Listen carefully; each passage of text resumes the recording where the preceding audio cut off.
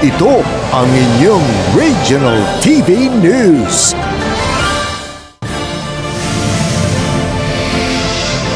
Ito ang inyong Regional TV News.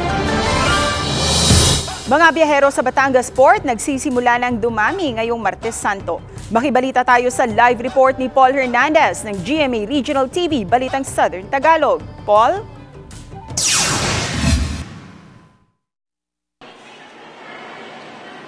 Yes, Cecil, oras-oras ang pagdating ng mga pasahero dito sa Batangas Port na pauwi sa mga island provinces gaya ng Mindoro, Romblon at parte ng Visayas.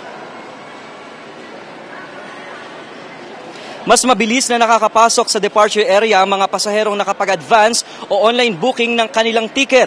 Pero marami pa rin na sa mismong ticketing office na dumidiretso. Humahaba man ang pila pero nawawala rin yan agad. Nakatulong ang dagdag na 2 ticketing section para ma-disperse ang mga bumibili ng ticket.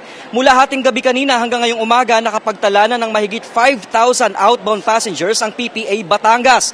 Dahil ayaw makipagsapalaran sa siksikan ng mga magtatawid dagat, inagahan na nila na umuwi pa probinsya. Lalo't nagdeklara na ang Malacanang na half day ang pasok ng mga empleyado ng gobyerno sa Miyerkules Santo.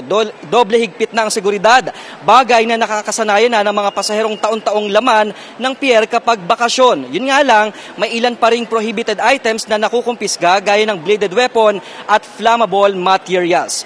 Sa ngayon, Cecil, maganda ang lagay ng panahon dito sa Batangas Port kahit inaasahan na mabilis na makakabalik mula doon sa probinsya yung mga barko na naghatid ng mga pasahero, lalo at umiiral na yung relaxation order na ipinatutupad ng Marina sa mga sasakyang pandagat.